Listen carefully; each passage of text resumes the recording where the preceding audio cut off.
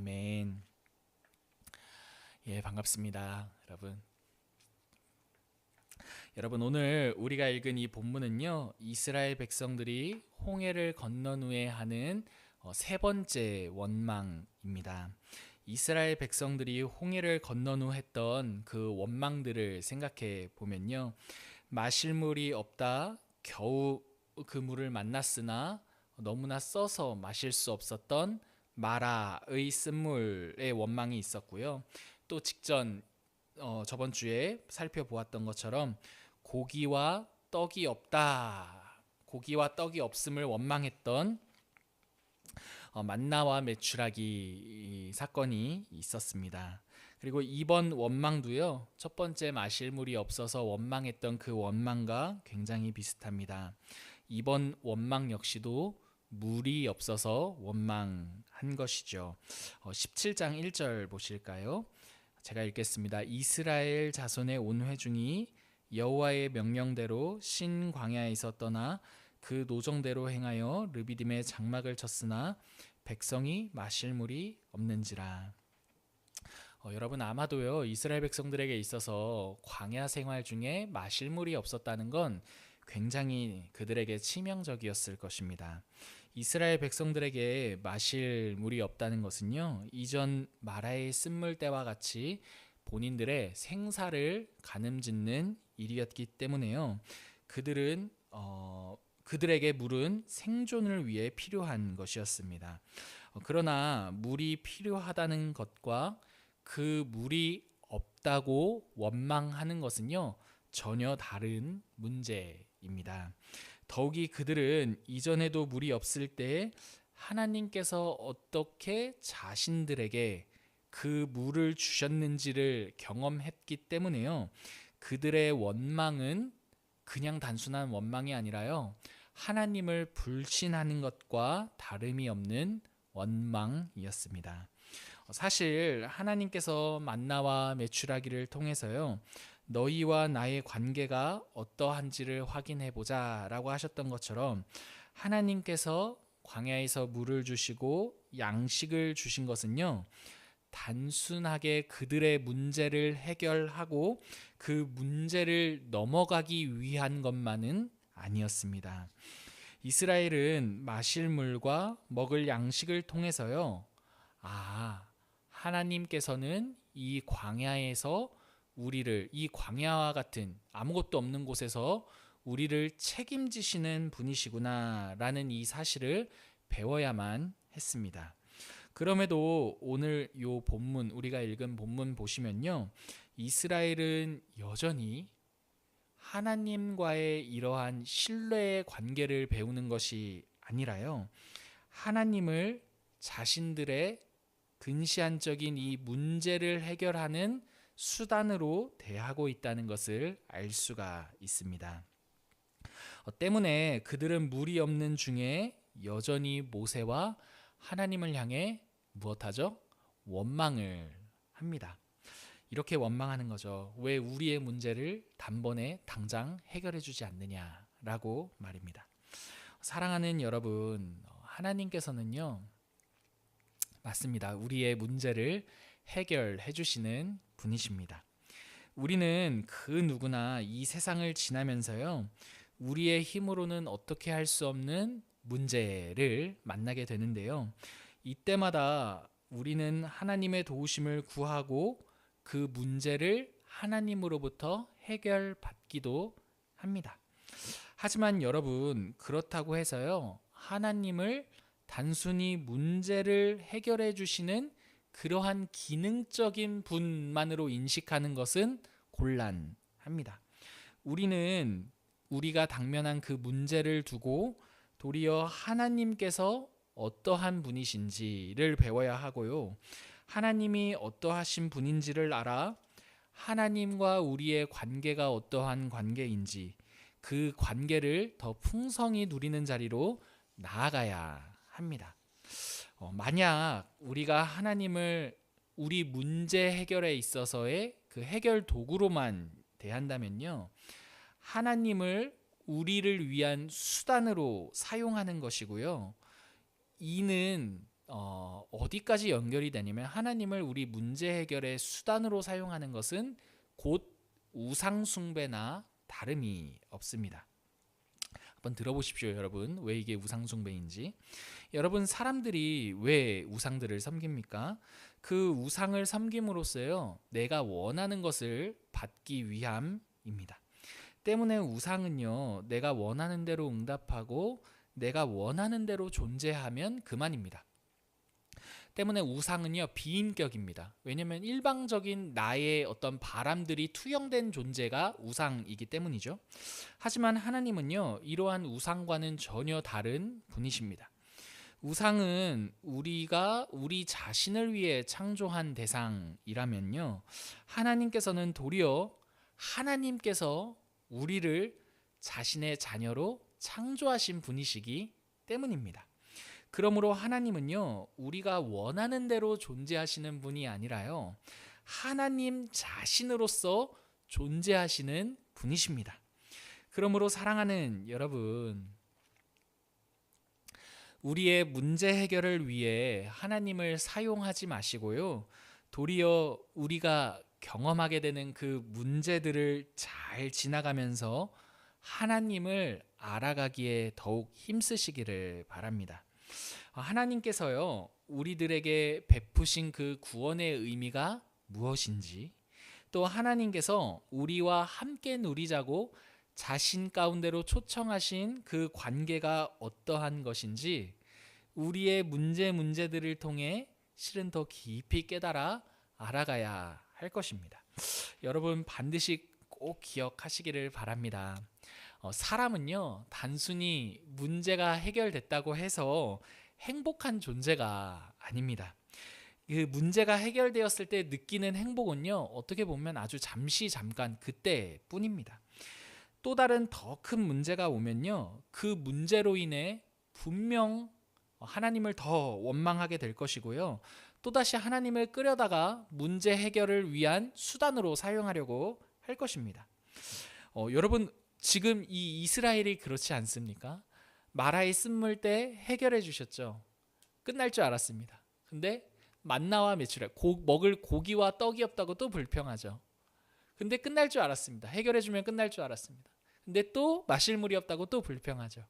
그러니까 여러분, 뭔가 문제를 해결하는 데 있어서 하나님을 끌어다 쓰는 요러한 체계는요, 그 순간이 해결돼서 느끼는 행복감이 있을 수는 있지만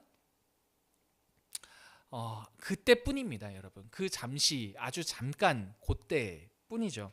더 큰 문제가 오면 그 문제로 인해 하나님을 원망하고 또 하나님을 이용하려고 하고, 여러분, 이게 아주 근시안적으로 우리의 문제를 위해 하나님을 이용하는 결과입니다.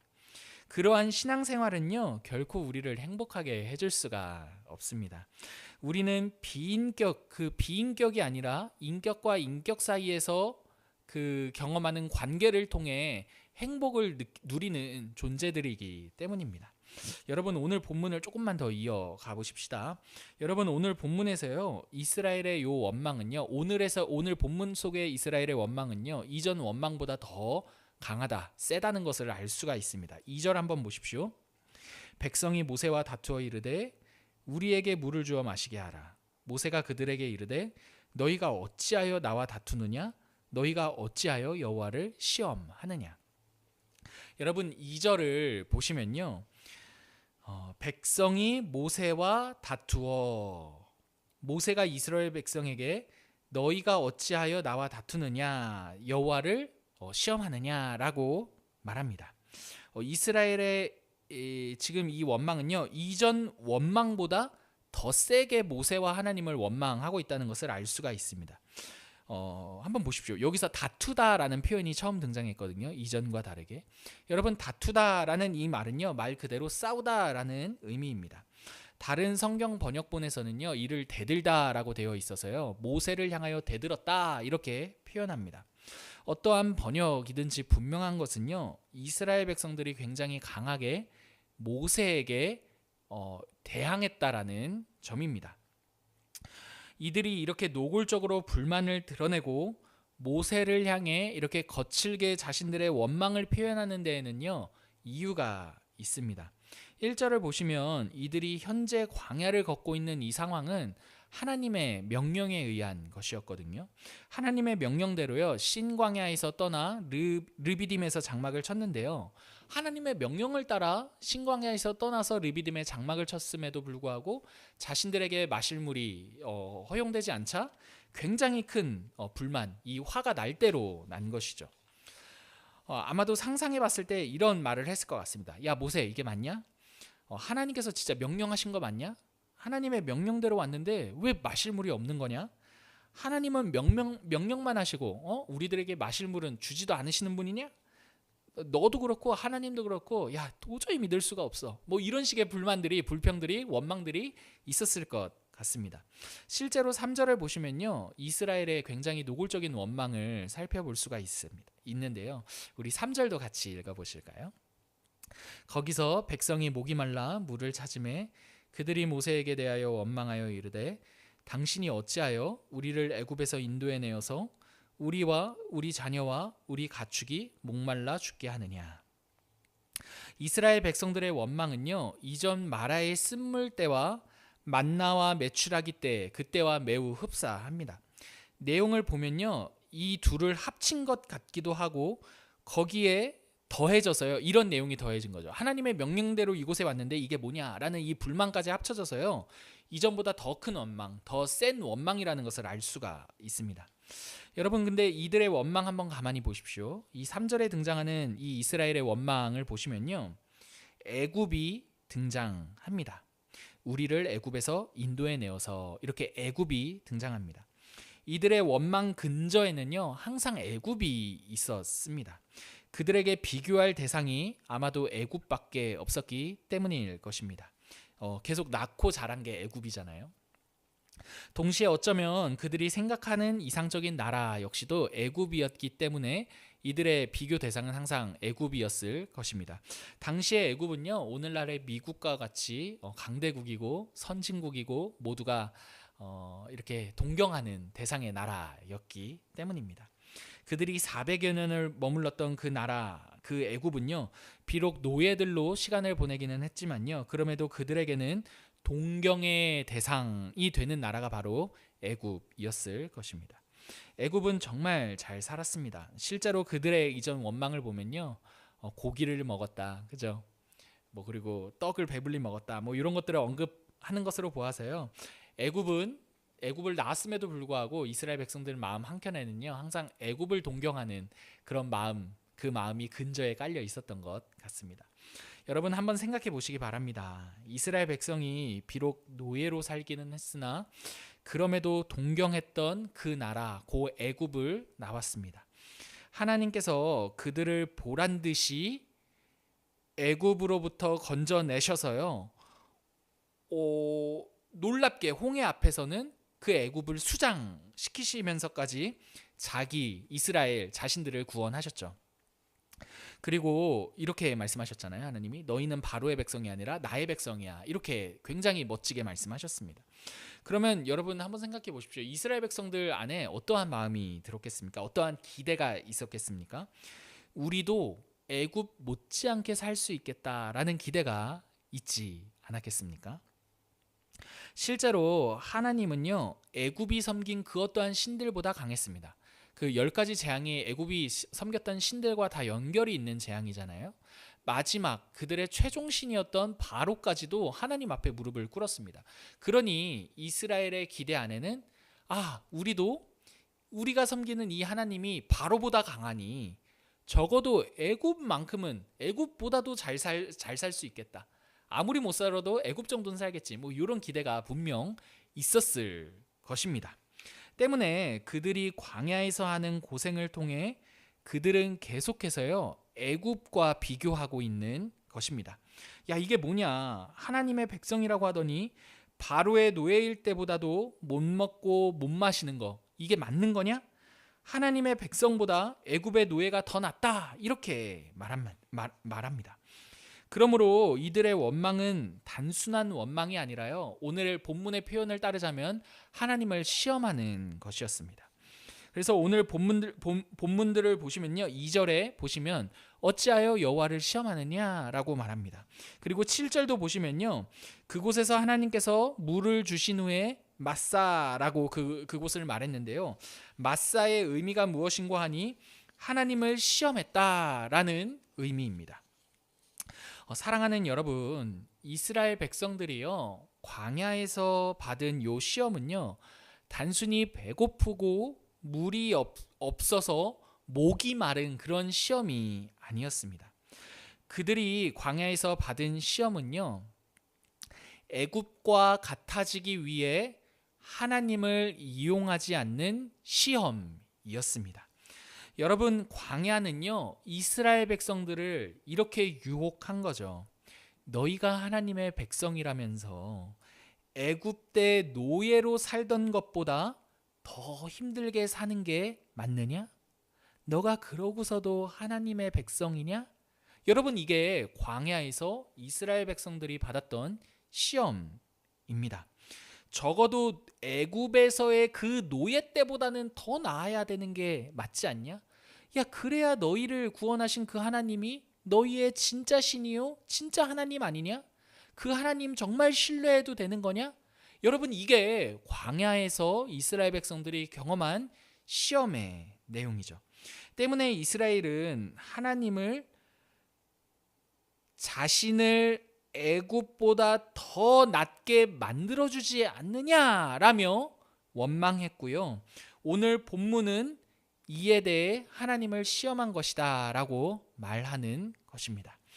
여러분, 우리는 이러한 시험을요, 오늘 본문에서만 보는 게 아니라요, 마태복음에서도 똑같이 볼 수 있습니다.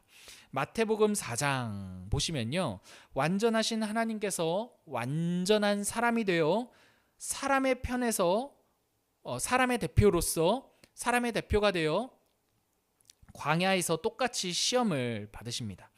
광야에서 시험하는 자가요, 이스라엘 백성들을 시험했던 것과 같이, 유혹했던 것과 같이요, 그와 동일하게 예수님을 시험하고 유혹합니다. 이렇게 유혹했죠. 네가 하나님의 아들인데 이렇게 초라해도 돼? 왜 굶는 거야 이렇게? 하나님의 아들이면 배가 부르고 좀 잘 이렇게 갖춰 먹어야지. 먹는다는 건 단순히 물리적인 이런 배가 채워지는 게 아니라 뭔가 갖추고 살아야지. 이렇게 초라해도 되는 거야? 이런 시험이 있었고요. 네가 하나님의 아들인데 성전에서 뛰어내려서 하나님이 너를 그럼 받쳐주실 거 아니야. 네가 하나님의 아들인데 그로 인해 너가 누구인지 한번 증명해봐. 이런 시험이 있었고요. 나를 경배해라. 내가 세상의 모든 권력을 너에게 줄 테니까 내가 너에게 모든 권력을 주면 세상 모든 사람들이 너를 인정하지 않을까? 이런 시험들이었습니다. 여러분, 우리도 이와 동일한 시험을 받는 것만 같습니다. 여러분, 우리 역시도요, 예수님을 믿음으로 하나님의 자녀가 되었지만요, 그렇다고 이 세상을 살면서 뭔가 떵떵거릴 만한, 뭔가 나를 증명해낼 만한 무엇인가를 갖추며 살지는 않습니다. 대단한 금전적인 유익을 보는 것도 아니고, 예수님을 믿었음에도 불구하고 부자가 됐습니까, 여러분? 그죠? 대단한 금전적인 유익을 보는 것도 아니고요. 대단한 그렇다고 권력을 갖는 것도 아닙니다.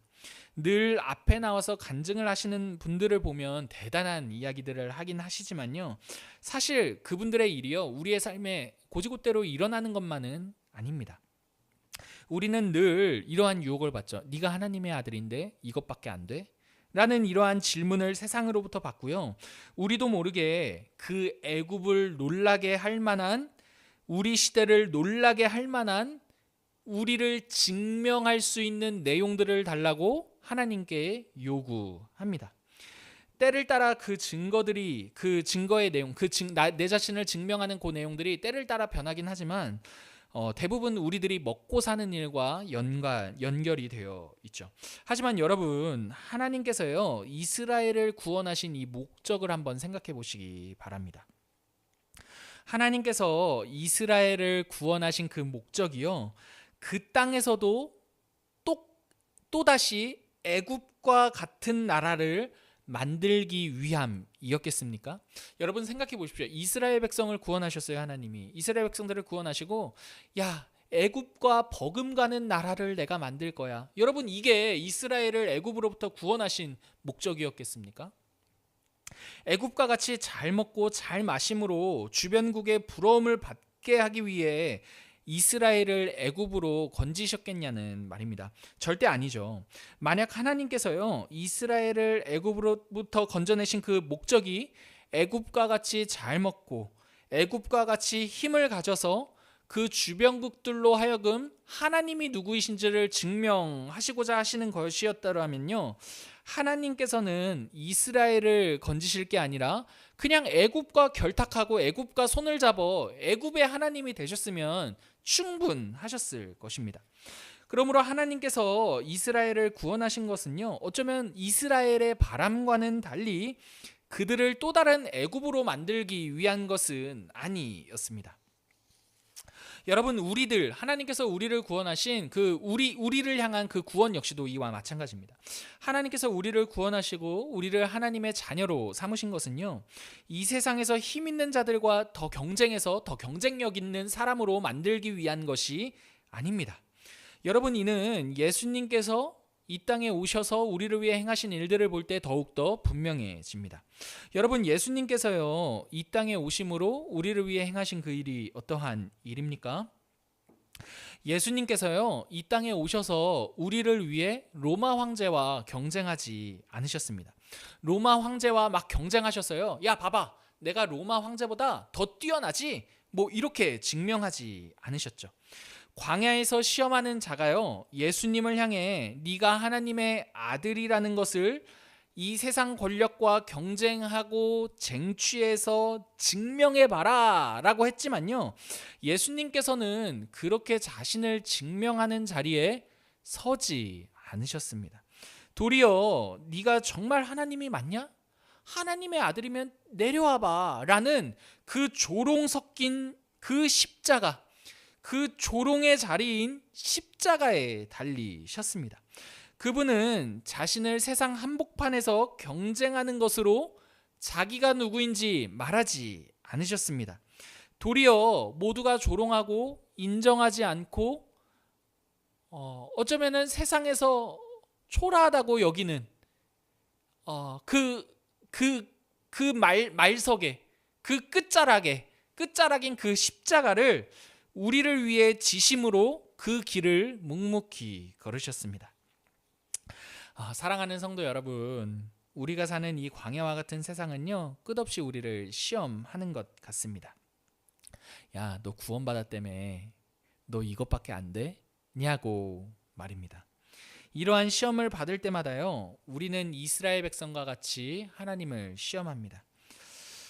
어떻게 시험합니까? 나를 이 세상 속에서 경쟁력 있는 사람으로 만들어 달라고 말입니다. 여러분, 이 세상 한복판에서 주변에서 많은 이야기들을 듣잖아요.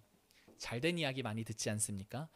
애굽과 같은 이야기들을 많이 듣습니다. 애굽과 같이 힘을 갖고 권력을 갖고 명예를 갖고 잘 먹고 잘 사는 우리 주변부의 이야기를 듣습니다. 그럼 그런 주변부의 이야기를 들을 때마다 듣는 것 자체가 우리에게 유혹이 됩니다. 듣지 말란 얘기가 아니라요, 들음과 동시에 우리 안에 막 격동이 생기죠. 네가 하나님의 아들인데 이거밖에 안 돼. 우리도 모르게 하나님을 그 사람들과 같이, 애굽과 같이, 그 경쟁력 있는 사람들과 같이 만들어 달라고 하나님을 그렇게 끄집어내게 되죠. 그러나 여러분, 만약 이 땅에서 단순히 경쟁력을 갖추고 잘 먹고 잘 사는 것이 하나님 구원의 목적이었다면요, 우리가 아닌 더 기능적으로 탁월한 사람들을 하나님께서 이렇게 컨택하시고 그 사람들을 불러다 하나님의 도구로 사용하셨을 것입니다. 그런 탁월한 사람들만 뽑아서요, 구원하셨을 것입니다. 하나님의 목적은요, 여러분, 그러한 데에 있지 않습니다. 하나님의 목적은요, 우리가 얼마나 경쟁력을 갖추고 얼마나 우리가 잘 사느냐, 우리 스스로가 얼마나 이 세상 가운데 우리를 증명해낼 수 있느냐가 아니라요, 그분이 우리를 대신하여서 지신 그 십자가의 길을 그분과 함께 걷는 것입니다. 여러분, 이게 하나님께서 우리에게 자신의 아들을 보내어 구원을 베푸신 구원의 목적이죠. 누구든지 나를 따르려거든 자기를 부인하고 자기 십자가를 지고 나를 따를 것이니라. 여러분, 그분은 우리에게 이 세상 속의 경쟁력이 아니라요, 자기 자신을 내어주신 분이십니다. 십자가는 우리로 하여금 이 땅에서 경쟁력을 갖춤으로 세상을 놀라게 하는 것이 아니라요, 모두가 자신을 전부로 여기는 이 세상 한복판에서요, 자기 자신이 전부가 아니어도 된다라는 것을 보여주는 생명의 길입니다. 여러분, 마치 예수님과 같이요, 자신이 전부인 줄 아는 이 세상 한복판에서 예수님이 그러셨잖아요. 자신이 전부인 게 전부라고 여기며 살아가는 이 세상 한복판에서 그게 전부가 아니라는 십자가의 길을 걸으심으로 생명을 주신 것처럼, 여러분, 우리의 구원의 목적이 이 생명에 있다는 것 기억하시며 하나님을 우리의 문제를 해결하는 수단으로 이용하는 신앙생활을 넘어 도리어 그리스도께서 우리를 위해 자신을 내어주신 그 십자가의 길을 그분과 함께 걸음으로 이 구원을 누리며 살아가는 저와 여러분 되기를 간절히 기도합니다.